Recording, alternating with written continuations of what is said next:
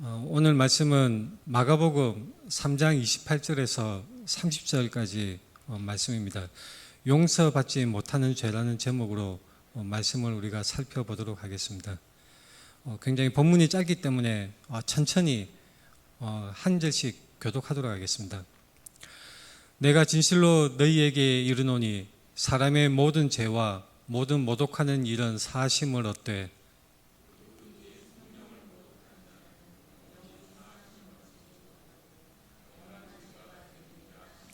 같이 읽겠습니다. 이는 그들이 말하기를 더러운 귀신이 들렸다 함이로라. 아멘. 우리 앞뒤 좌우 돌아보면서 인사하겠습니다. 반갑습니다. 사랑합니다. 반갑습니다. 사랑합니다. 제가 사회생활 초반에 이제 대기업 사원으로 일을 했었습니다. 그래서 이제 협력업체, 밴드나 제조업체에 찾아가서 제가 사원 대리 직함을 달고서도 그 업체의 대표와 만나서 같이 이제 사업 얘기를 하고 협력하는 방안에 대해서 그렇게 토의하는, 논의하는 그런 일이 많이 있었습니다. 그분들이 볼 때에는 저는 그냥 그 회사의 한 직원으로 생각이 되었겠지만 저를 상대하면서 그 뒤에 있는 회사에 소속된 회사의 그런 권위에 대해서 존중하고 그 회사의 힘 때문에 저를 또한 존중해 주는 그런 것이었습니다. 근데 제가 이제 제 말이 상대방이 이제 존중을 하고 함에 따라서 제가 좀 우쭐대는 그런 일도 있었습니다. 내가 뭔가 유능하구나, 내가 뭔가 똑똑하구나 이렇게 착각을 하는 그런 일이 있었습니다. 그래서 하루에 수천만 불씩 자금을 움직이면서 내가 이 큰 돈을 내가 운용하니까 내가 뭔가 되었다, 내가 뭔가 어떤 경지에 올랐다 이런 생각을 가졌습니다. 근데 나중에 이제 회사를 그만두고 자영업을 할 때 그런 우쭐대던 게 산산조각이 나버렸죠. 정말 저는 제 자신이 초라하고 무능력하고 무식하고 아무런 능력이 없다는 것을 정말로 실감하는 그런 때가 제가 자영업 사업을 할 때였습니다. 그래서 자영업 사업을 할 때 답심리에서 사무실을 이제 임대해서 사업을 했는데 그때 건물주 그 사장님이 이제 사무실을 저한테 임대를 해주시면서 명함을 딱 주시는데 그 명함에 무슨 교회 장로 이렇게 명함에 딱 박혀 있는 것이었습니다. 그때 솔직히 저는 약간 쎄하는 느낌을 받았습니다. 제 경험상 명함에 그렇게 표시하는 분들은 그다지 끝이 좋지 못했었거든요. 아니나 다를까 나중에 막 그 월세를 올려달라고 아주 집요하게 저를 굉장히 못살게 구는 그런 경험이 있었습니다. 왜 그분은 자기 명함에 교회 장로를 표시를 했을까요? 아마도 상대방에게 자신의 그런 진실함, 자신의 어떤 선함 또는 자신의 어떤 권위를 그런 교회의 이름을 빌려서 표시하고자 하는 그런 생각이 있었던 것 같습니다. 많은 사람들이 권위에 대해서 생각을 해볼 필요가 있습니다. 제가 지금 단위에서 이렇게 서서 설교를 하는데 이 설교를 하는 목회자로서의 권위는 어디에 있을까요? 그 권위가 제 자신에게서 나올까요? 단위에 서서 말씀을 설교하는 목회자의 진정한 권위는 어디에 있을까요? 일단 여러분들이 신앙생활을 하면서 여러 가지 직분을 받을 수도 있고 여러 가지 봉사활동을 할 수가 있는데 그런 일을 행할 때에 사역을 할 때에 그에 따르는 권위는 어디에 나올까요?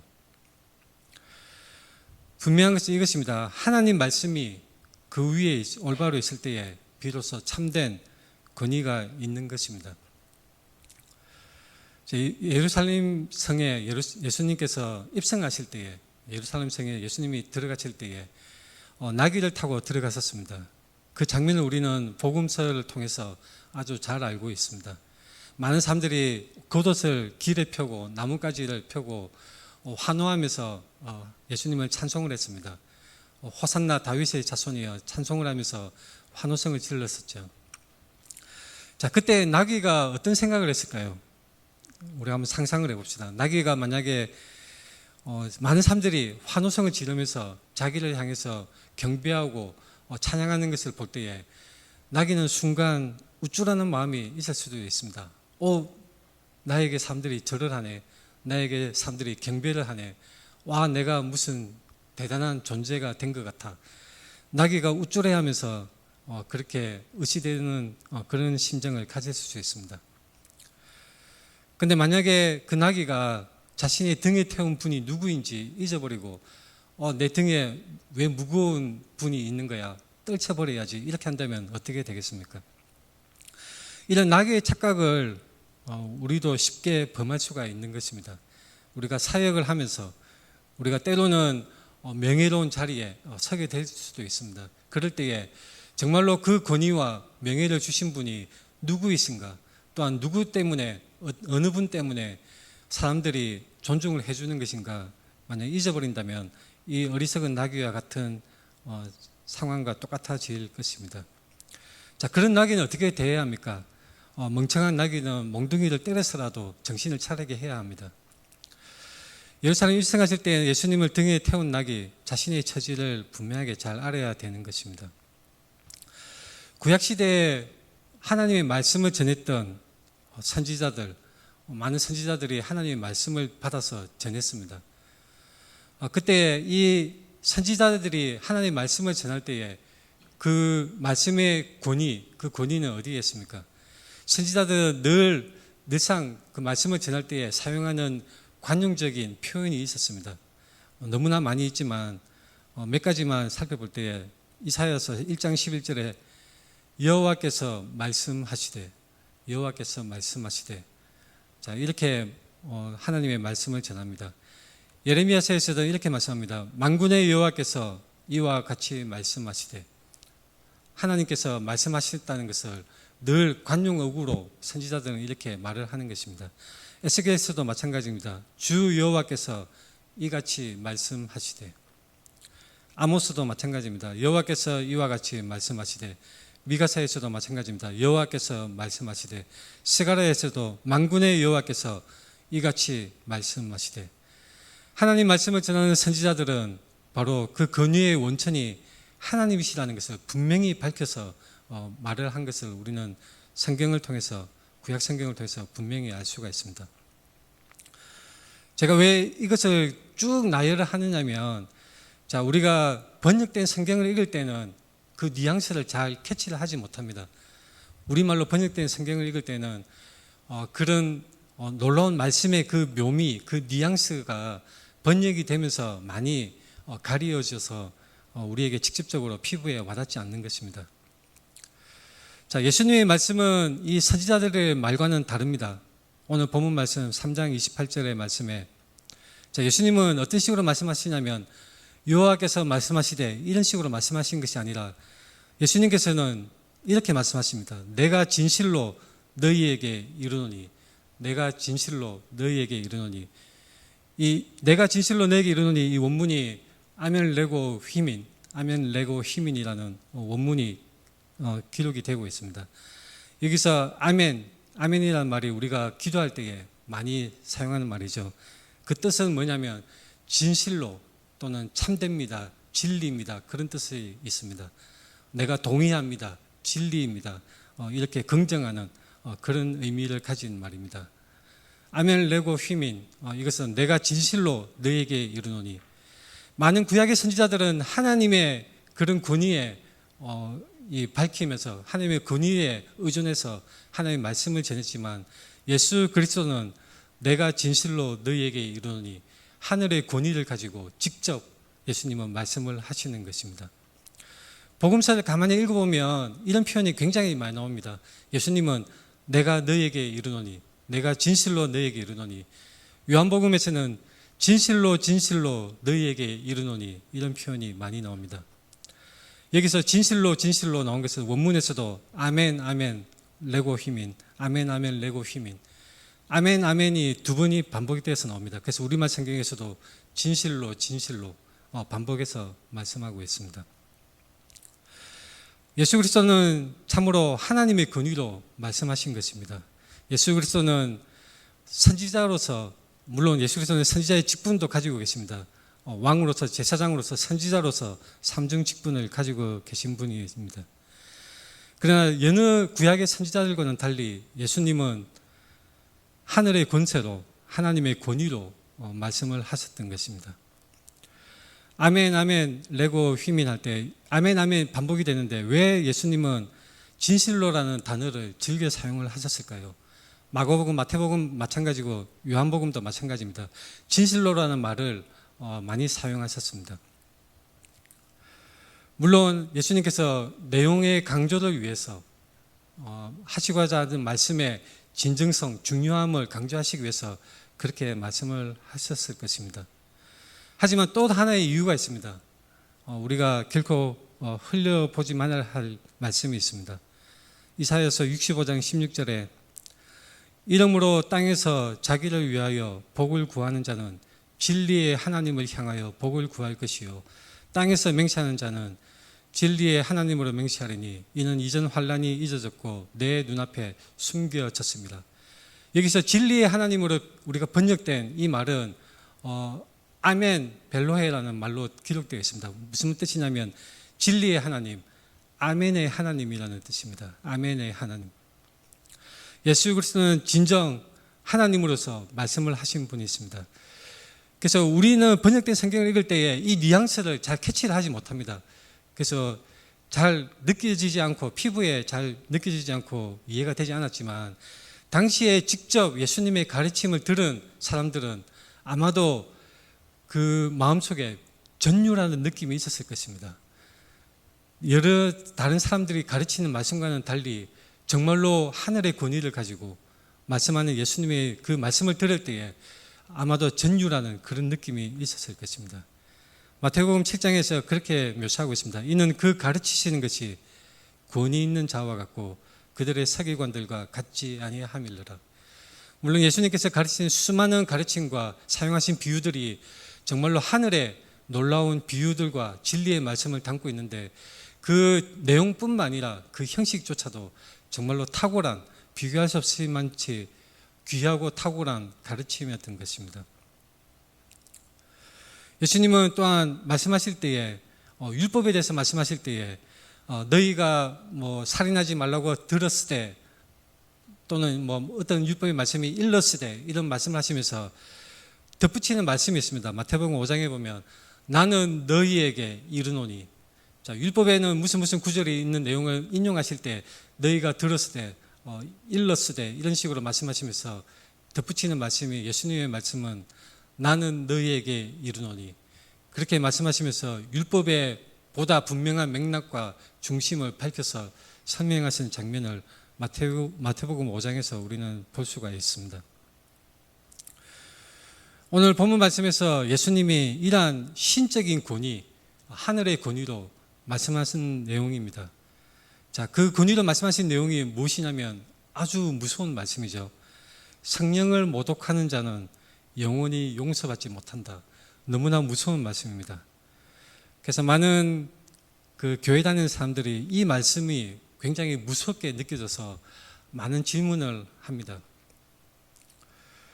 우리가 요즘 그 성경 읽기 주일 오후 예배로서 성경 읽기 모임을 하고 있는데 쉬는 시간에 우리 형제에서도 이 질문이 나온 적이 있습니다. 이 말씀이 무슨 의미인지. 왜냐하면 누구나 말씀을 읽는 사람이라면 그 말씀의 진정성을 알고 있는 사람이라면 오늘 본문 말씀을 읽을 때에 두려운 마음이 듭니다. 두려운 마음이 드는 것이 당연한 것입니다. 자, 성경에 보면 용서받지 못하는 죄에 대해서 몇 가지 말씀하고 있는 구절들이 있습니다. 누가복음 12장 10절에서도 누구든지 말로 인자를 거역하면 사하심을 받으려니와 성령을 모독하는 자는 사하심을 받지 못하리라.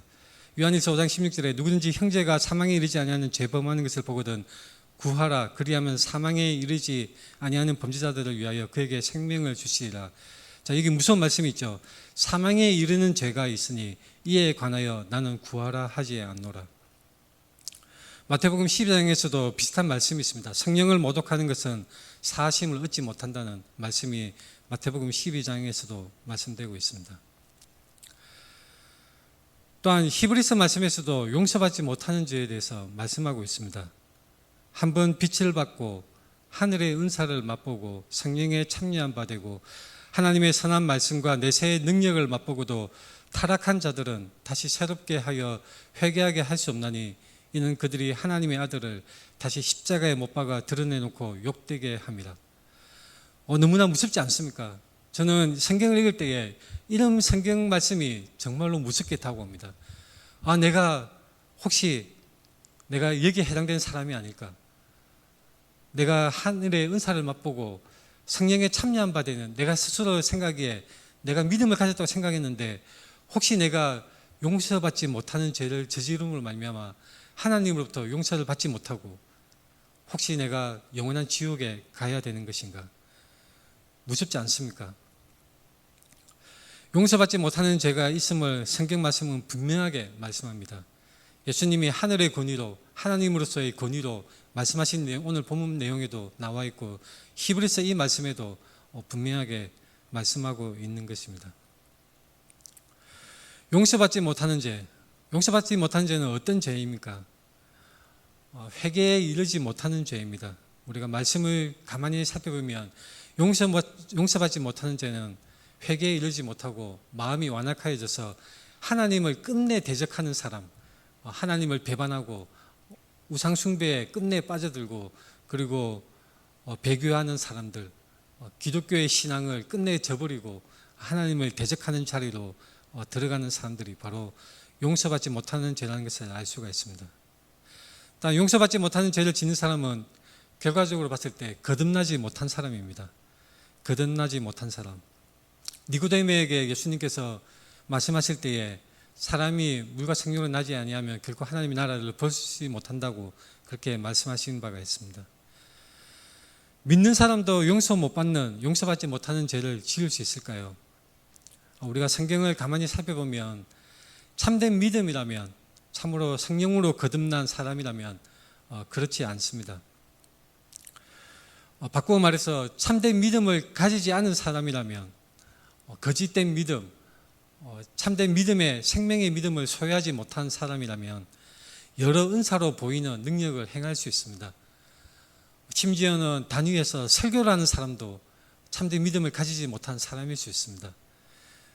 유명한 신학자, 유명한 신학 박사라 할지라도 말씀에 대해서 깊숙이 알고 있을지라도 참된 믿음을 가지지 못한 사람일 수가 있는 것입니다.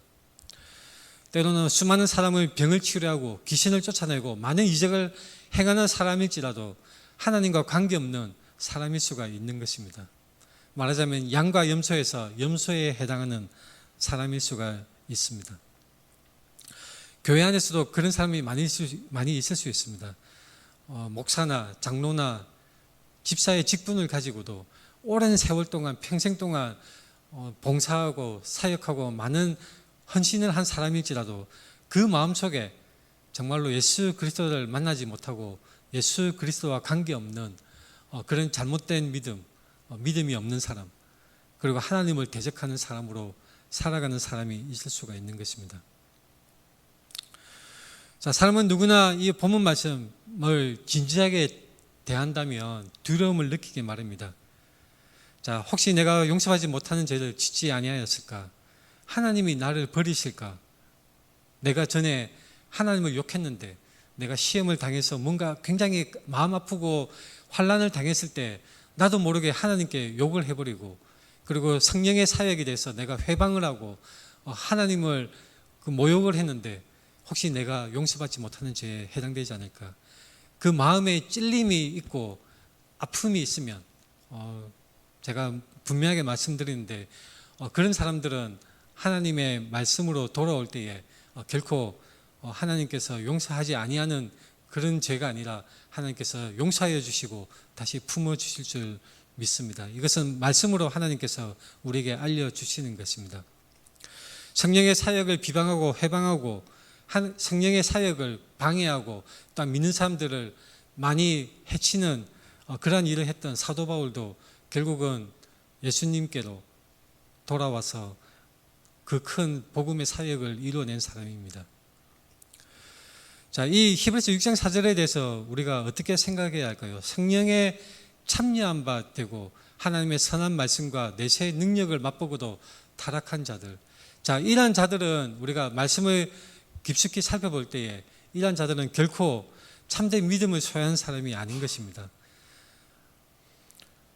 자, 에베소서 5장 7절에 보면 참여하다는 단어가 사용된 구절이 있습니다. 에베소서 5장 7절에 그들과 함께하는 자가 되지 말라. 너희가 전에는 어두움이더니 이제는 주 안에서 빛이라. 빛의 자녀들처럼 행하라. 자, 참여한다는 것은 그 행하는 그 악한 일에 걸쳐져 있어서 참여하는 것이 되는 것이고, 또한 성령에 참여한다는 것은 하나님의 사역에 거룩한 일에 그렇게 걸쳐져서 양다리 걸치듯이 걸쳐져서 참여할 수가 있는 사람들입니다. 심지어 그런 사람일지라도 많은 이적을 행하고 성령의 사역에 참여할지라도 염소 같은 사람이 있을 수가 있습니다. 하나님의 선한 말씀과 내세의 능력을 맛보고도 타락한 자들, 이러한 사람들은 진정한 믿음을 가진 사람들이 아닙니다. 자, 맛보고도 어떻게 타락할 수 있을까? 자, 맛을 본다는 것은 그것을 삼켜서 먹는 것이 아닌 것입니다. 마태복음 27장 34절에 예수님이 십자가에 달려 계실 때에 쓸개탄 포도주를 예수께 주어 마시게 하려 하였더니 예수께서 맛보시고 마시고자 하지 아니하시더라. 거기서 맛보신다는 단어가 있습니다. 예수님께서 포도주를 드시지 않았던 것입니다. 자, 히브리서 6장 4절에서 6절 말씀은 우리가 참된 믿음을 소유하지 아니한 사람들에게 해당되는 말씀이라는 것을 우리는 자세히 살펴볼 때 알 수가 있습니다. 자, 참된 믿음을 소유하지 아니한 사람들은 비록 성령의 사역을 하고 많은 이적을 행할지라도 그들은 결국 하나님을 반대하고 하나님을 미워하는 사람들이라는 것을 우리는 알 수가 있습니다. 그런 사람들은 결국 십자가에 못 박아 드러내고 오히려 예수 그리스도의 십자가를 욕하고 모욕하게 하는 사람들입니다. 자, 용서받을 수 있는 죄와 용서받지 못하는 죄를 저지르는 사람들은 극명하게 반응이 다릅니다. 극명하게 반응이 다릅니다. 용서받는 사람, 진정한 믿음을 가진 사람, 하나님의 백성과 그리고 용서받지 못하는 죄를 저지르는 하나님과 반대되는 양에 해당하지 않고 염소에 해당하는 사람들, 아주 극명하게 반응의 차이가 있습니다. 제가 재밌는 말씀의 대조를 보여드리려고 합니다. 자, 사도행전 2장 37절에 똑같은 표현이 나옵니다. 2장 37절에 그들이 이 말을 듣고 마음에 찔려. 자, 사도행전 7장 54절에 그들이 이 말을 듣고 마음에 찔려. 똑같이 말을 듣고 마음에 찔림이 있습니다. 자, 사도행전 2장 37절 말씀은 어떤 사람들이냐면 오순절날 베드로의 설교를 들은 사람들입니다. 베드로의 설교를 듣고 그 베드로의 말을 듣고 마음에 찔림을 받은 것입니다. 사도행전 7장 54절에 말을 듣고 마음에 찔린 사람들은 어떤 사람들이냐면 스데반의 설교를 들은 사람들입니다. 집사 스데반의 설교를 듣고 마음에 찔림을 받은 사람들입니다. 자, 여기까지는 동일하죠. 양쪽 베드로의 설교를 들은 사람들 그리고 스데반의 설교를 들은 사람들 마음에 다 찔림이 있는 것은 동일합니다. 자, 사도행전 2장 47절과 사도행전 7장 54절의 이 부분은 동일한 말씀 문구로 나와 있습니다. 그들이 이 말을 듣고 마음에 찔려. 자, 문제는 갈림길은 그 다음입니다. 그 다음 하나님 말씀 앞에 상반된 두 반응. 자, 베드로의 설교를 들은 사람들은 베드로와 다른 사도들에게 물어 이르되 형제들아 우리가 어찌할꼬 이렇게 회개의 자리로 나아가는 것을 볼 수가 있습니다. 하지만 스데반의 설교를 들은 사람들은 7장 54절에서 스데반을 향하여 이를 갈아서 결국은 스데반을 돌로 쳐 죽이는 아주 악한 행위를 하는 것을 말씀을 통해서 볼 수가 있습니다. 마음이 찔리는 것은 동일하지만 그 말씀 앞에 하나님의 말씀 앞에 전혀 다른 극명하게 대립되는 두 반응이 나타나는 것입니다. 자, 왜 이런 차이가 나타날까요? 자, 그것은 바로 그 자신에게 모든 책임이 있습니다. 하나님 말씀 앞에 어떻게 반응할 것인가, 그 자신에게 모든 책임이 있는 것입니다. 우리는 하나님의 말씀을 듣습니다. 어디서든지 들을 수 있고, 교회에 와서 또는 우리가 오후 예배에 말씀을 읽으면서 하나님의 말씀을 들을 수가 있습니다. 그 말씀을 들을 때에 그 다음에 나타나는 반응은 전적으로 우리의 책임이고, 그에 따르는 결과도 다 오롯이 우리의 몫인 것입니다. 하나님 말씀 앞에 순종할 것인가, 회개의 자리로 나아갈 것인가, 아니면 오히려 하나님의 말씀을 듣고 이를 갈고 하나님을 미워하고 사악한 마음으로 대적하고 하나님 앞에 그 원수로서 행동을 할 것인가, 바로 그것은 우리 자신에게 달려 있는 것입니다. 가룟 유다가 예수님을 은 30을 받고 예수님을 팔았습니다. 자, 그 마음속에 후회함이 있었죠. 후회하는 마음이 있었습니다. 자, 많은 사람들이 후회하는 감정을 회개라고 착각하는 경우가 많이 있습니다. 자, 후회와 하나님 앞에 회개하는 것은 정말로 다른 것입니다. 전혀 별개의 구별된 것입니다. 후회는 누구나 할 수 있습니다. 자신의 행동에 대해서 뉘우치는 것이 바로 후회하는 것입니다. 가룟 유다는 예수님을 판 사실에 대해서 스스로 한 일에 대해서 후회를 하고 결국은 그 후회 감정에 잡혀서 자살까지 하고 맙니다. 내가 무지한 죄를 팔고 죄를 범하였도다 했을 때에 대제사장들과 장로들이 그게 우리하고 무슨 상관이냐, 네가 당해라, 이렇게 말을 해버립니다. 그래서 유다가 은을 성소에 던져놓고 물러가서 스스로 목매어서 자살하고 마는 것입니다. 자, 가룟 유다는 자신의 후회에 대해서 이 일련의 행함 속에서 하나님을 생각하는 부분이 없습니다. 하나님 말씀이 없는 것입니다. 하나님과의 바르고 밀접한 관계가 없었던 것입니다. 자, 이것은 가룟 유다의 전적인 책임이고 그 결과도 마찬가지입니다. 자, 반면에 베드로는 어떻습니까? 베드로는 예수님을 부인하는 말을 하고 난 다음에 닭이 울었을 때 베드로가 예수의 말씀, 예수님의 말씀을 생각합니다. 그 말씀을 생각하고 통곡을 하게 되는 것이죠. 하나님의 말씀을 부딪힐 때에 마음의 찔림이 있습니다. 그리고 자신의 행위에 대한 후회가 누구에게나 있을 수 있습니다. 자, 여기서부터 이제 진정한 갈림길이 시작되는 것입니다. 하나님께로 돌아갈 것인가, 아니면 반대되는 방향으로 갈 것인가, 정말 극명하게 달라지는 것입니다. 은혜의 최종 결정판은 무엇입니까? 은혜의 최종 결정판, 하나님이 인류를 사랑하셔서, 이 세상을 사랑하셔서 갖가지 은혜를 주시고 많은 좋은 것으로 돌아오라고 하시는데, 그 은혜의 최종적인 가장 큰 은혜, 그 무엇보다 더할 수 없는, 더할 나위 없는 가장 은혜의 최종판은 바로 예수 그리스도입니다. 예수 그리스도의 십자가이고, 예수 그리스도의 외에는 더 이상 하나님께서 우리에게 주실 은혜가 없습니다. 더 이상 더해서 베푸실 은혜가 없는 하나님의 은혜의 결정적인 최종판이 바로 예수 그리스도입니다.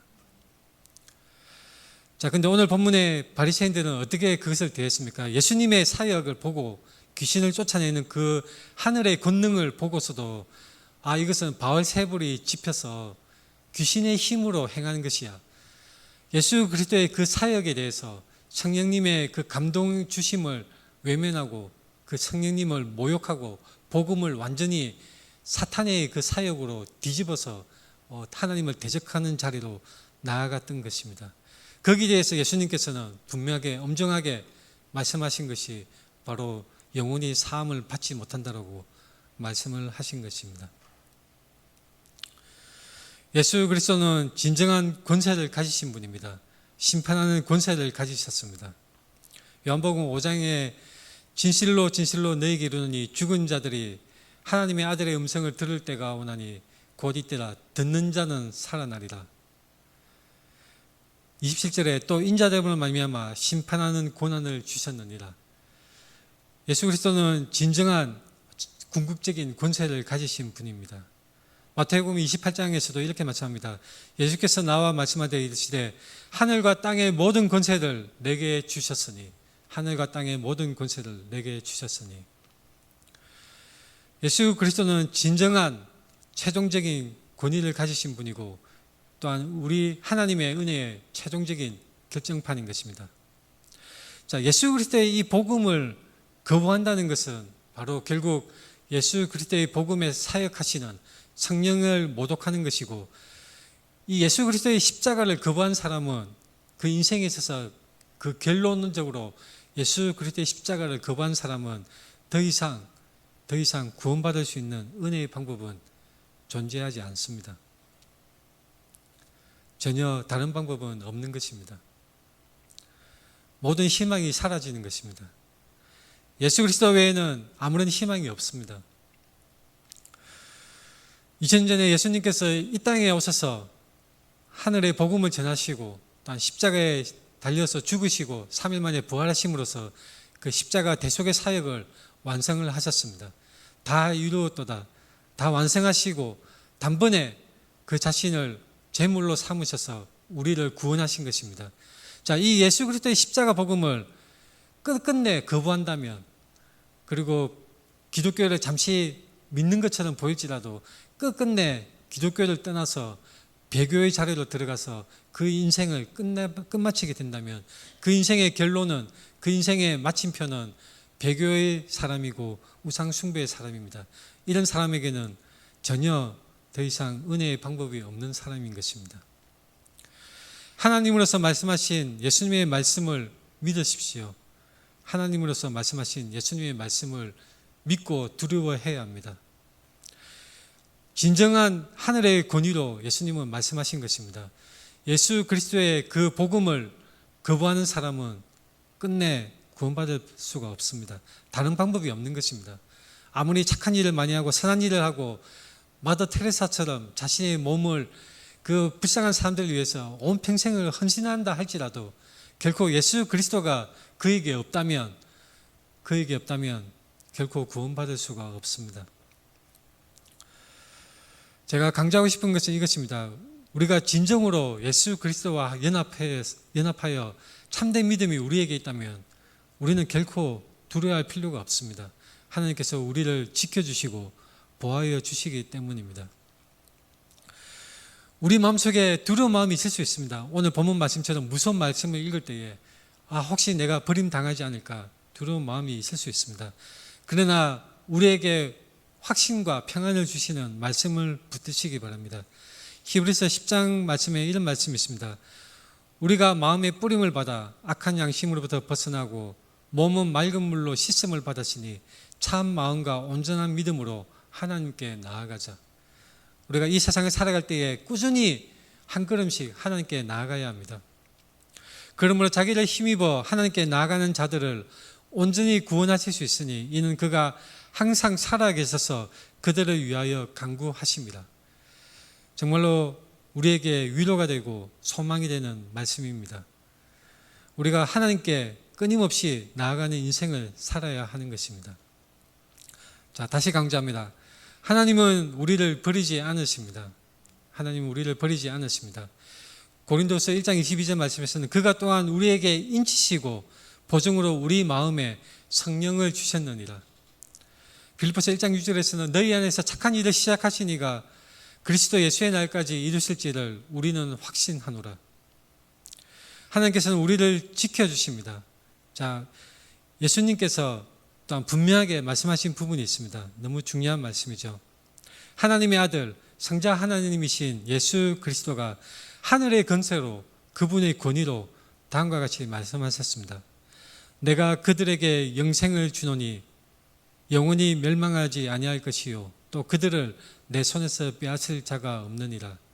그들을 주신 내 아버지는 만물보다 크심에 아무도 아버지 손에서 빼앗을 수 없느니라. 자, 구원받은 능력이나 구원받은 지혜, 구원받는 그런 권위는 결코 우리 자신에게 있는 것이 아닙니다. 우리가 착각하면 안 됩니다. 권위는 우리에게 있는 것이 아닌 것입니다. 구원받는 능력은 결코 우리에게 있지 않습니다.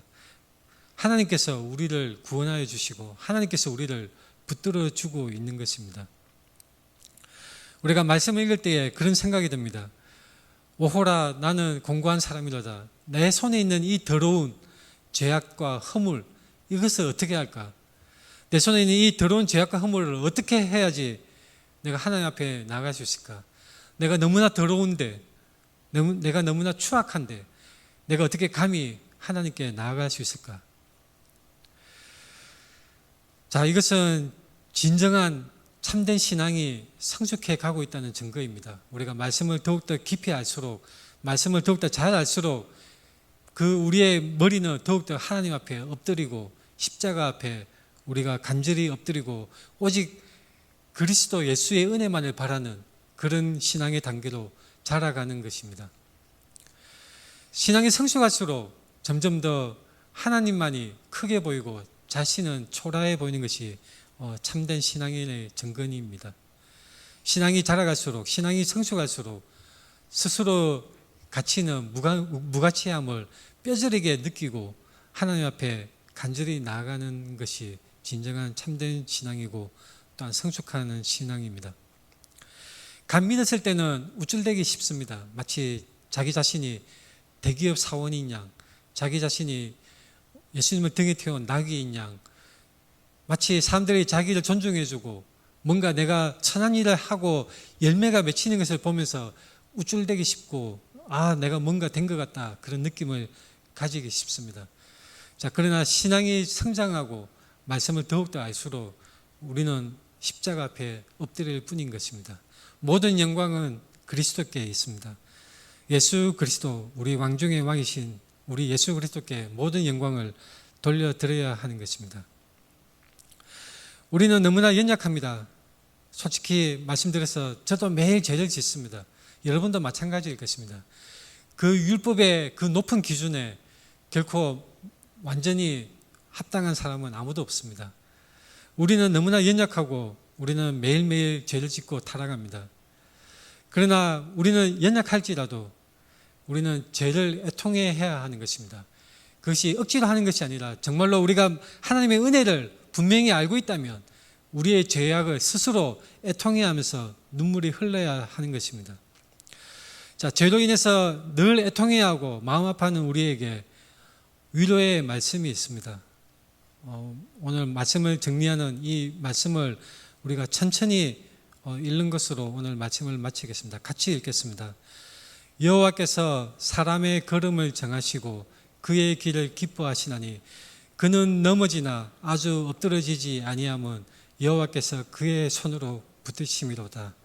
아멘. 기도하겠습니다.